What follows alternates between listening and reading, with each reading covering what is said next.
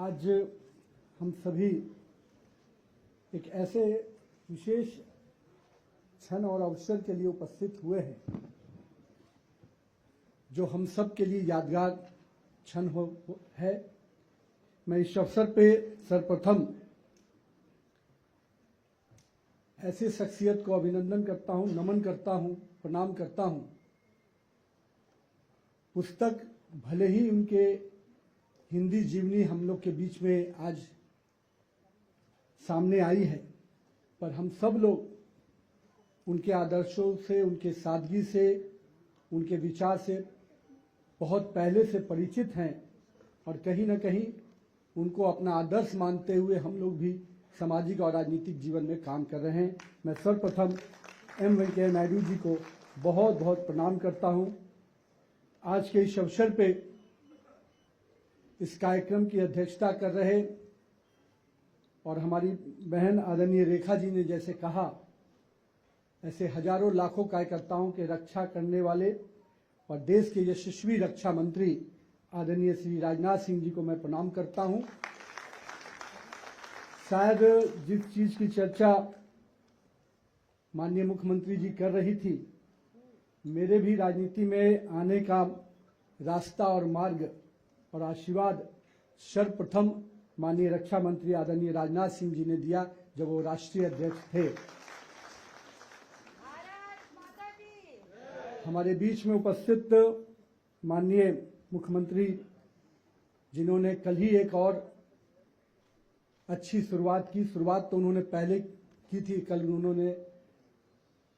अटल canteen के माध्यम से 100 कैंटीन का शुभारंभ कराया, तो कहीं न कहीं मैं उनको बहुत बहुत बधाई देता हूं इसके लिए। जिस शख्सियत ने इस पूरे किताब की रचना की और जिस प्रकार से उन्होंने उसको अभी संबोधन में कहा, मुझे ये लगता है कि जिन शब्दों को उन्होंने कहा कि काशी के इधर का ही देश और देश के इधर की दो पार्ट में काशी को लिया, मैं मानता हूं हिंदी को उन्होंने जिस प्रकार से इतने सुंदर शब्दों में प्रयोग किया है, और मैं उनके किताब को थोड़ा काफ़ी, चूंकि वेंकैया जी के जीवन पर लिखा था तो मैंने भी थोड़ा अध्ययन करने का प्रयास किया। इतने ही हिंदी के सीधे भाषाओं में बहुत ही क्लिष्ट शब्दों का बिना प्रयोग किए हुए साधारण लोगों को सीधे संवाद के साथ ये किताब कहीं न कहीं जो सरल भाषा में उन्होंने लिखी है, मैं ऐसे पद्मश्री प्रोफेसर लक्ष्मी प्रसाद जी को बहुत बहुत बधाई देता हूँ, शुभकामना देता हूँ। उन्होंने हिंदी में सही कहा, उन्होंने एक ऐसे शब्दों से उन्होंने प्रयोग किया कि हिंदी के माध्यम से चीज़ें हर जनमानस के हर वर्ग, हर क्षेत्र में पहुंचती हैं। हिंदी भाषा की यही खूबसूरती है, और जिस प्रकार से उन्होंने वर्णन किया, कहीं न कहीं बहुत आवश्यकता थी कि आदरणीय वेंकैया जी के जीवन पर हिंदी में एक रचना आए, और मुझे बहुत अभिनंदन है लक्ष्मी प्रसाद जी का, उन्होंने इसकी रूपरेखा रखी। हमारी श्रीमती राधा जी जो प्रबंधन न्यासी हैं, और पूरे फाउंडेशन के सभी सदस्यों को मैं बहुत बहुत शुभकामना देता हूं कि उन्होंने इस चीज की पहल की। माननीय वेंकैया नायडू जी के जीवन पर लिखी इस किताब में जो कुछ चीजें हैं जो मैं आपके सामने रखना चाह रहा, एक जीवन का दर्शन हम कर सकते हैं कि जो एक आदर्श जीवन की जो परिभाषा हो सकती है, उसको हम एक कार्यकर्ता के रूप में, एक सामाजिक कार्यकर्ता के रूप में, एक राजनीतिक कार्यकर्ता के रूप में, और मैं कह सकता हूं कि देश के सर्वोच्च पदों पर भी जाने के बाद भी एक सादगी के साथ, एक संकल्प के साथ, एक समर्पण के साथ कैसे काम किया जा सकता है, मैं मानता हूं कि उनकी ये छवि हम सब के लिए प्रेरणादायी है। जब मैं इस किताब को पढ़ रहा था तो कैसे उदयगिरी से उपराष्ट्रपति का सफर उन्होंने जो तय किया, एक प्रकार का संघर्ष, और मैं कह सकता हूं कि जब अटल जी ने कहा था कि अंधेरा छटेगा और कमल खिलेगा, तो मैं मानता हूं ऐसे लाखों कार्यकर्ताओं को संघर्ष उस समय चल रहा था, जिनके संघर्ष को वो जानते थे, समझते थे, और उन्हें मालूम था कि ऐसे कई कार्यकर्ता जो संघर्ष कर रहे हैं, उनके संघर्ष के कारण ही भारतीय जनता पार्टी एक सर्वोच्च बड़ी पार्टी बनकर उभरेगी। और मैं मानता हूं कि वेंकैया नायडू जी ने भी उस संघर्ष को अपने संकल्प में लिया। आज जब मैं उनके जीवन के बारे में इस चीज को देख रहा था, तो सबसे पहले कई बार किताबें लिखी जाती हैं उन व्यक्ति के शख्सियत से मिलकर, उनसे बातचीत कर कर, लेकिन लक्ष्मी प्रसाद जी का जीवन वेंकैया जी के साथ लंबे दोस्ती का रहा है। 52 वर्षों का जो उन्होंने जिक्र किया है कि 52 वर्षों का उनका संबंध रहा है, तो यानी मैं मानता हूं कि ये एक लाइव पुस्तक है जिसमें उन्होंने जो देखा, एक उस संघर्ष के कालखंड से और एक सर्वोच्च पद पर पहुंचने तक के सफर को उन्होंने लिखा है। और कई बार एक लाइव, मैंने इसलिए शब्द कहा कि उन्होंने उनके साथ वो समय बिताया, वो 52 वर्ष एक दोस्ती का, उसको आज उन्होंने शब्दों में स्वरूप दिया है। मैंने उनके जब किताब को देखा तो मैं मानता हूं कि उस किताब को आज की युवा पीढ़ी के लिए बहुत आवश्यक है। उन्होंने कुछ शब्दों में कहा भी है, लक्ष्मी प्रसाद जी अभी बोल भी रहे थे, कि नई पीढ़ी को लेकर मैं मानता हूं कि नई पीढ़ी के लिए एक बहुत ही ऐसी किताब है जिसको हम सबको एक बार जरूर पढ़कर अपने जीवन में कैसे इससे आगे बढ़ा जा सकता है, इसका संकल्प लेना चाहिए। उसकी शुरुआत उन्होंने जब लिखी है तो कैसे एक सामान्य कार्यकर्ता दीवार लेखन करता है और अपने सर्वोच्च नेता के लिए दीवार लेखन करता है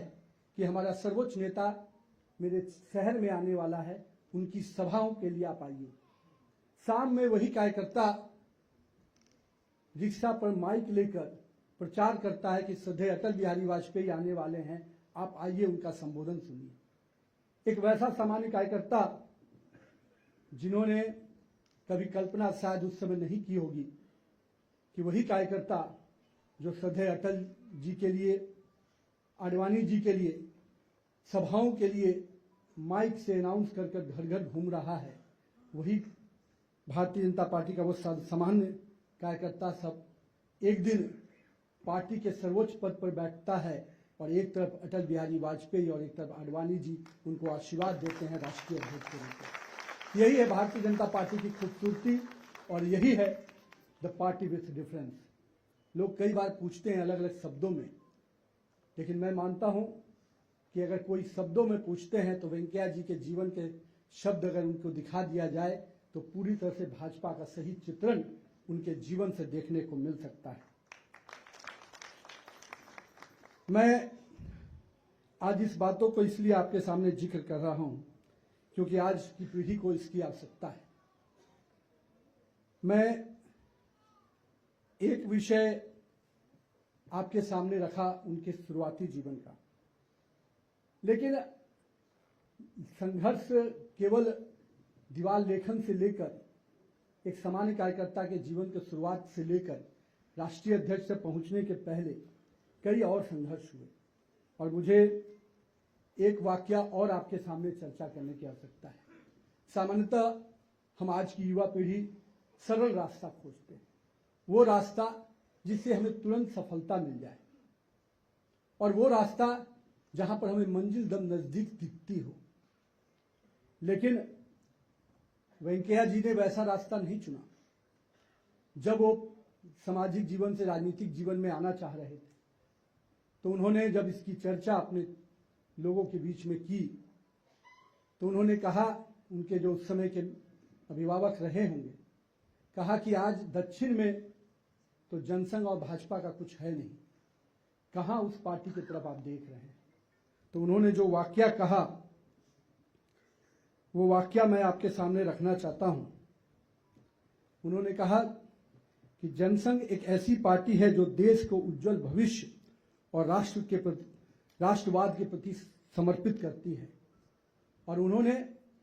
उस समय सरल रास्ता नहीं,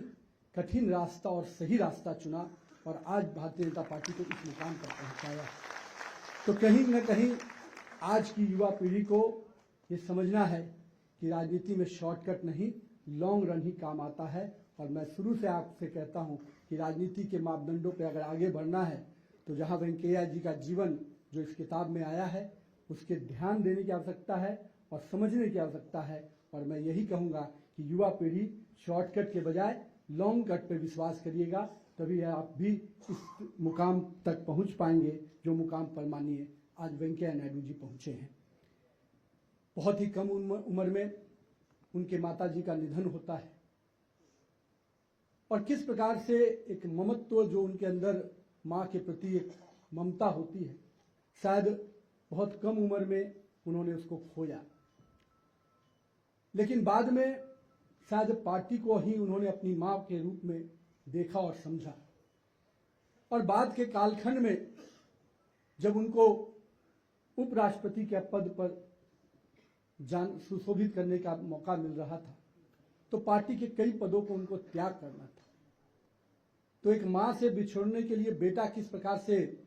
रोता है, कैसे उसके आंखों में आंसू आते हैं, जब उन्होंने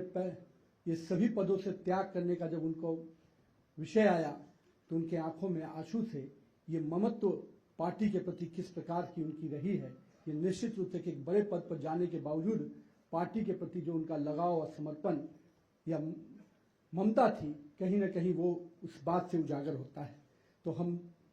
आज के पीढ़ी के लोगों को भी कि जब हम कहते हैं कि nation first party next self last, तो मुझे लगता है कहीं न कहीं माननीय वेंकैया नायडू जी के जीवन से ये शब्द भी हम सबको सीखने के लिए हैं। साथ ही साथ उनके संघर्ष,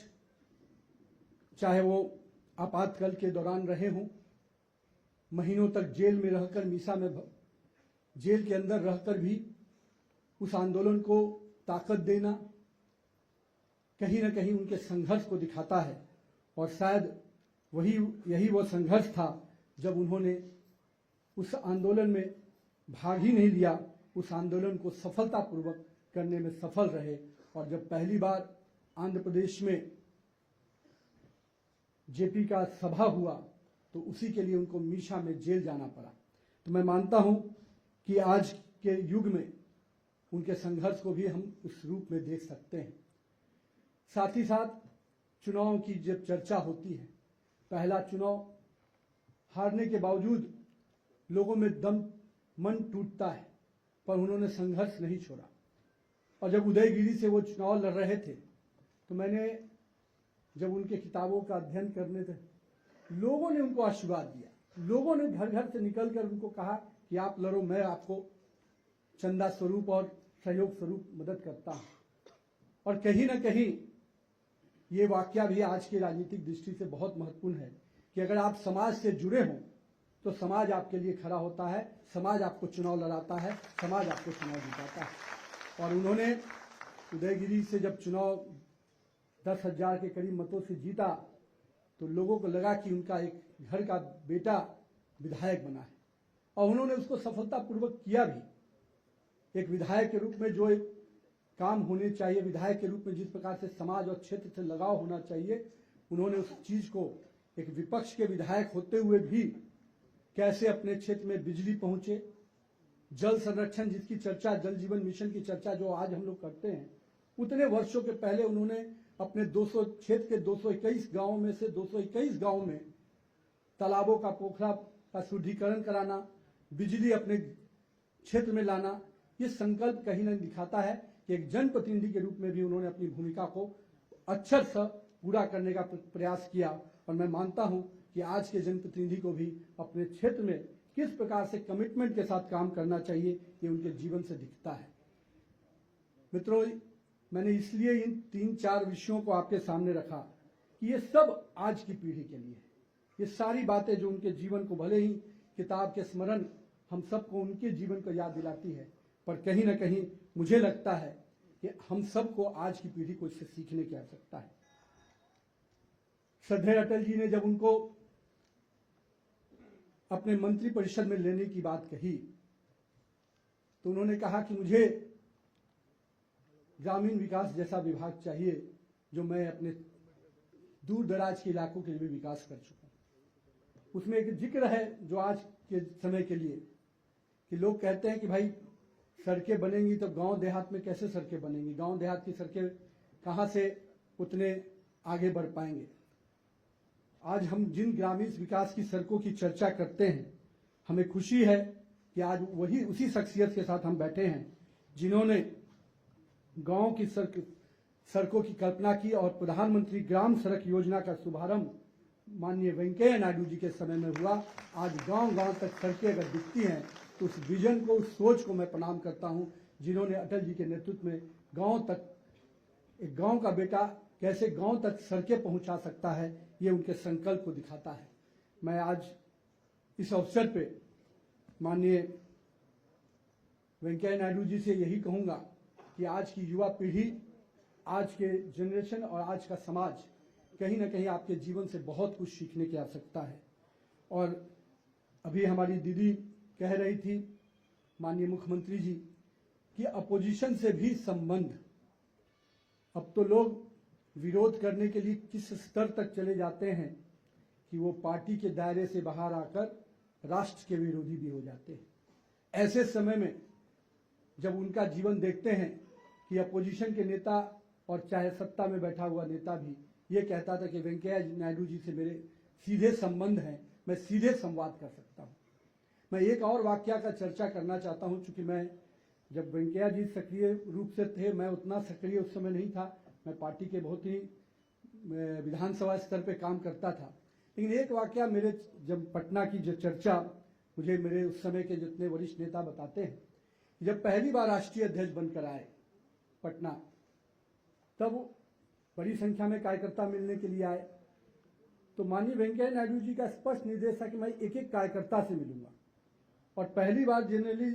जब माननीय वरिष्ठ नेता आते हैं, राष्ट्रीय अध्यक्ष आते हैं, तो पूरी भीड़ आती है। उन्होंने कहा कि सबको पंक्ति में लगाओ, मैं एक एक कार्यकर्ता से मिलूंगा। और वो दृश्य आज भी